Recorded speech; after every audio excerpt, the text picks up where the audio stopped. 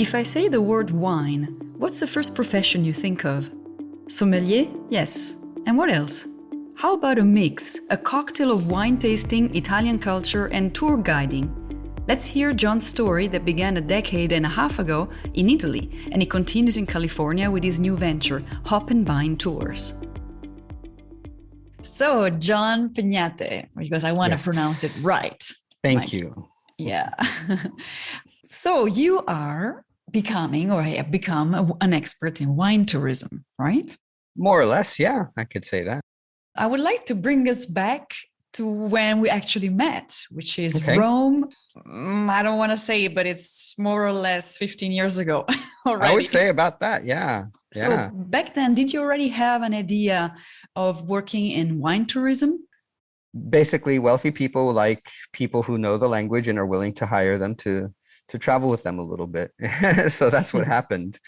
And the inspiration happened when I was essentially just assisting people in Tuscany, translating and unfolding for them where they wanted to go next. They gave me the itinerary, I did not, but they wanted to go to Montalcino to taste some wine, some Brunello.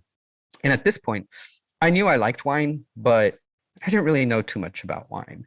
And I was asking my client questions about wine, and at that point, I didn't feel great about that, of course, because I always had the answers when it came to my clients. And here I am asking them about wine, how do you know this? How do you know that? And that's when it popped in my head. So, Brunello di Montalcino was my inspiration along with my client. I said, this would actually be a great thing to do, be a tour guide, but specifically for wine. Take people wine tasting, but also have them discover uncharted territory in Italy for tourists, that is, along the way as well. So that's when the idea was born. And that's a great idea, a great combination. So what were your next steps? At that point, I had to figure out, how do I become an expert? I mean, it isn't just researching online. There's so much more to it. And there were a lot of other factors, of course, that led me down this route. But I found a school locally. I found out about, what a sommelier is. I knew what they were, but it wasn't anything that I'd paid attention to.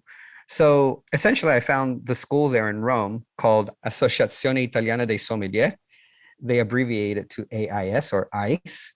And it's a 2.5-year program. And that's what I joined. I joined it to become a sommelier. And I had to take 1 year off for personal reasons. But 3.5 years later, I basically graduated and became a sommelier. So that's when 2012, after I graduated, is when I launched my first wine tour business. The course helped you to get customers, or was it actually obligatory to have a degree as a sommelier in order to do tours like this? I mean, no. I mean, in Italy, so many things are regulated, but especially back then, I don't know about now because I don't live there anymore, but wine tourism was not regulated, which was that's a bonus, because regulations definitely are helpful. Don't get me wrong, for various reasons, but they also are very limiting on how you can do things. And this gave me more freedom on how I could do things for people. When you think of Italy, you're Italian, so it's a little different for you, but when you think of Italy as a foreigner, obviously, the main things come to mind. You have the Colosseum, the Vatican, Florence, and the art.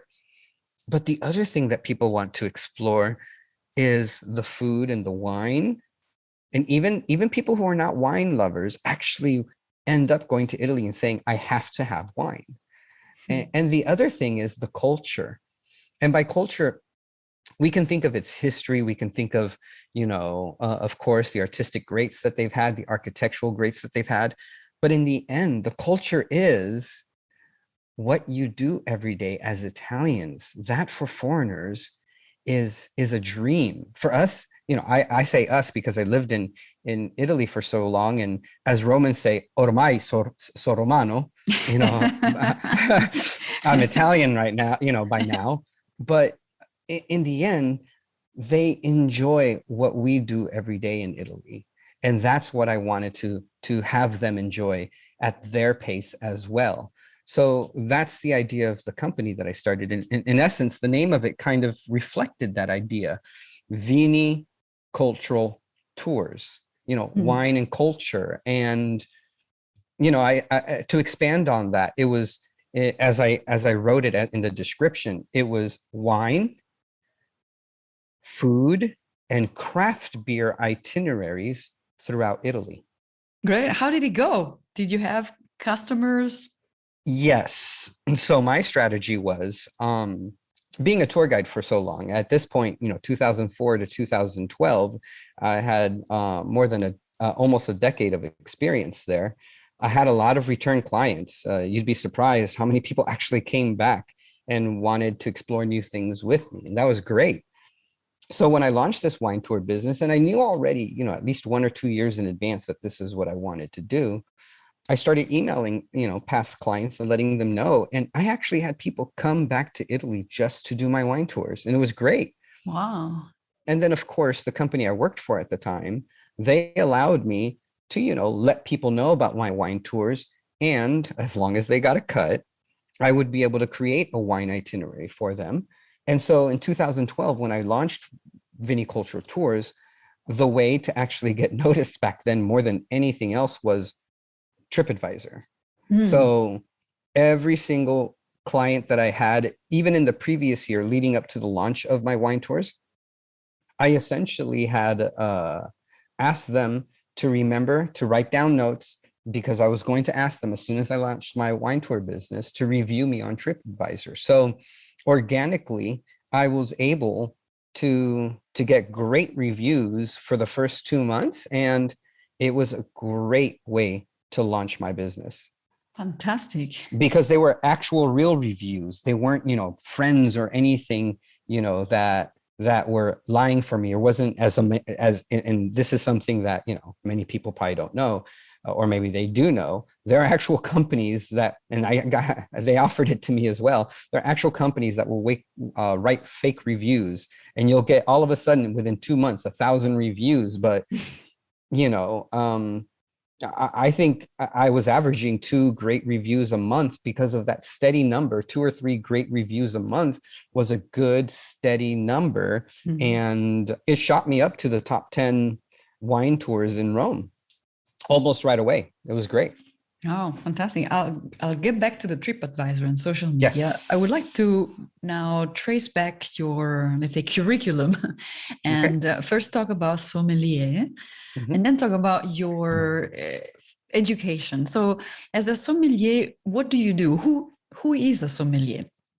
This question is easy to answer, but it's also difficult. A sommelier is someone who goes through training through various schools. There's all kinds of different schools to become a sommelier. There's different levels. Every single school has pretty much the same backbone that they teach you in your first level certification, your second level, and your third level, but how they do it is different. I actually was thinking ahead. I could have come back to the US. I could have gone to England. England has, the #1 school in the world, supposedly, with the WSET. They were the standard for the longest time. And excuse me, I have to correct myself. I wouldn't say they were the biggest. They were probably the most well-known, is a good way to say it. Because through my research, I found out that the school in Rome, which was the headquarters of the Italian Association of Sommeliers, to translate it into English, they were also the headquarters for the Worldwide Association of Sommeliers. So that school actually had much more influence throughout the world than WSET. WSET, from my research back then, was basically more a British and an American thing. Now it's grown outside of that because of, how famous certain people are from that school, including their master program. Their master sommelier certification is what everybody knows around the world because of certain documentaries.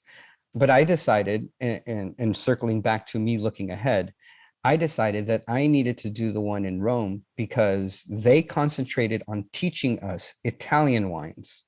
They also taught us worldwide wines, but their concentration was on Italian wines. And back then, as still now, Italian wines are probably the most confusing wines for people in America and around the world because of so many different ways to label or not label things because of the regulations. So for me to really hone down on becoming, in few words, an Italian wine expert was a good strategy in case I ever did move back to the US. And look at where I'm at now. I moved back to the US. Right.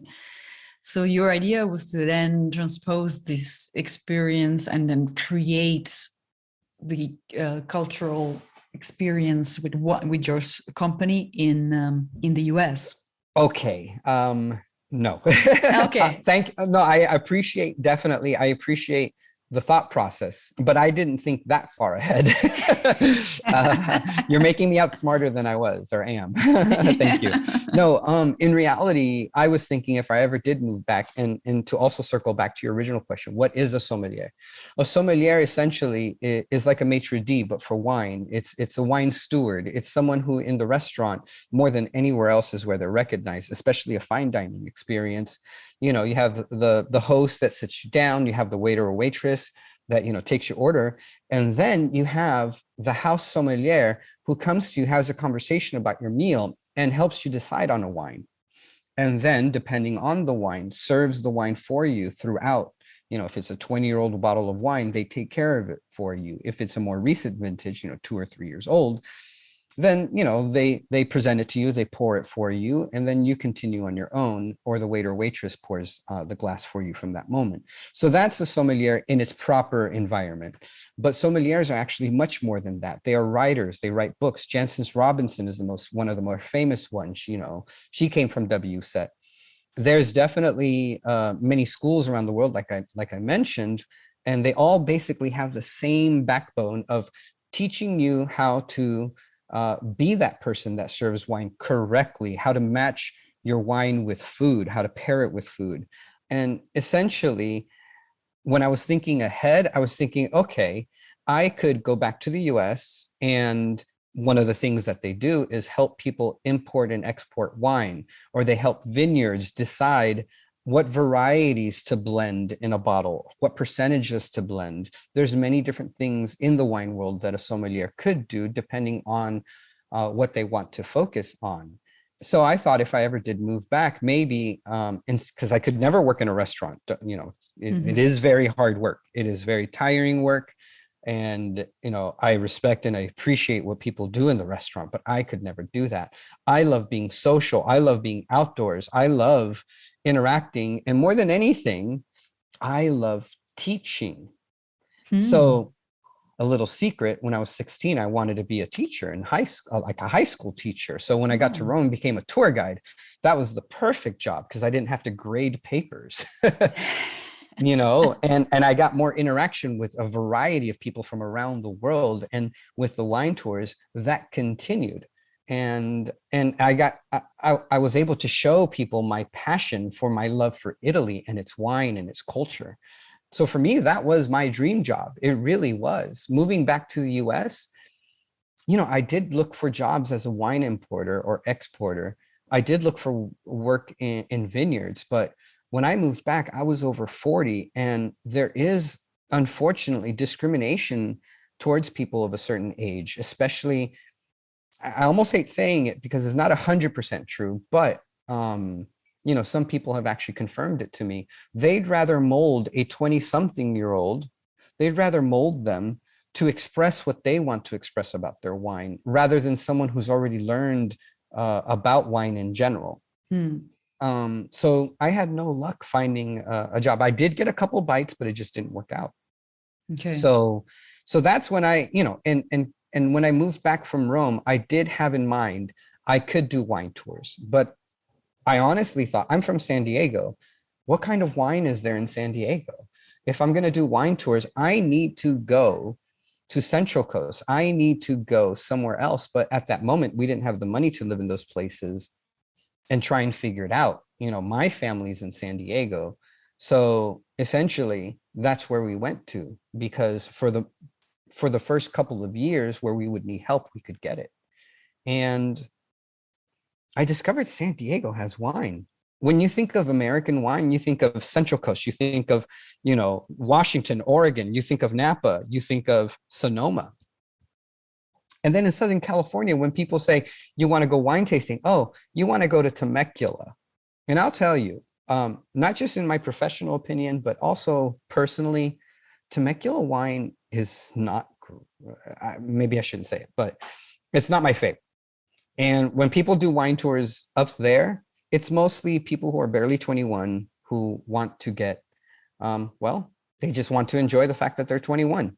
And when I did wine tours in Italy, not only was it fun and enjoyable through the experiences, it was educational because I gave people the building blocks to appreciate wine, whether they were longtime drinkers or not.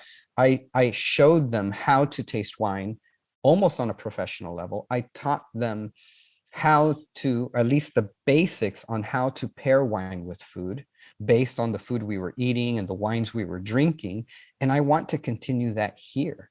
I want to be that person that helps put San Diego on the map, teach people these basic building blocks again, because the one thing I know that I give them when I do those kinds of tours, I give them the basic building blocks on deciphering the quality of a wine, whether they're tasting it with me, whether they're going to Napa on their own, or if they go to France, or if they go to Italy wine tasting, they have building blocks to help them understand the quality of a wine.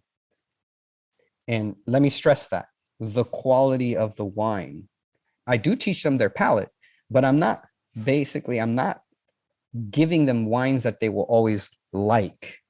Wine is personal.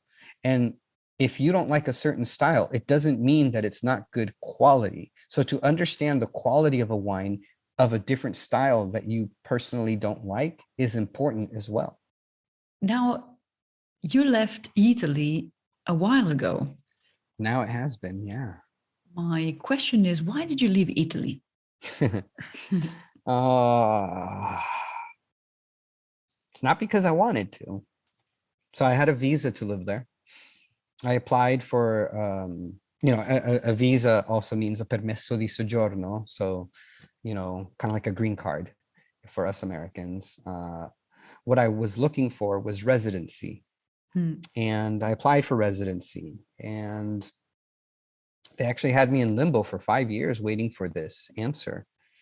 And long story short, I was denied residency, and they gave me 60 days to leave the country. So I had to. I guess I just didn't tick all the boxes, or I didn't cross all my T's when in my application. Whatever the reason is, I couldn't get my permanent residence card.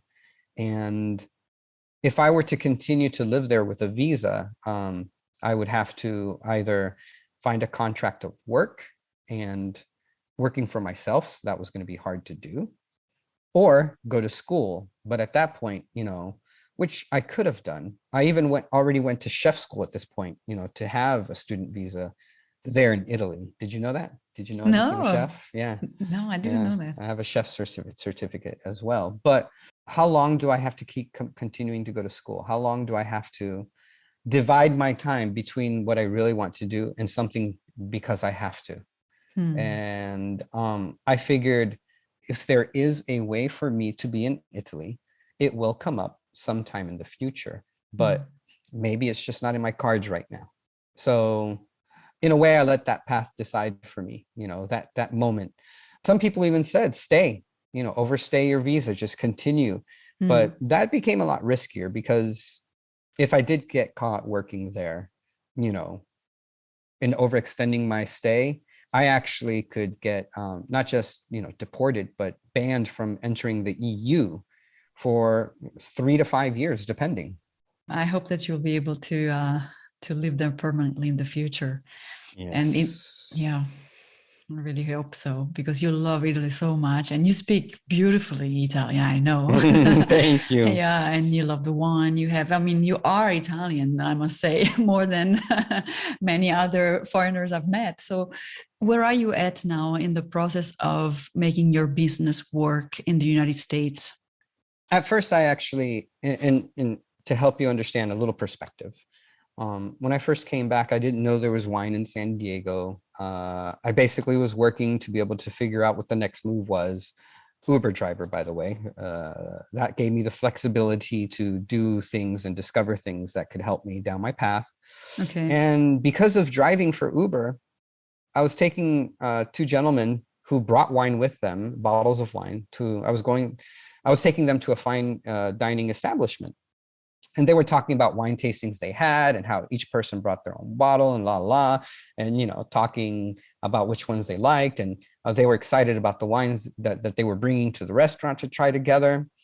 And then they mentioned something about an Italian wine, and I interjected about that, and they're like, oh, looking at me kind of suspicious. What does my Uber driver know about wine?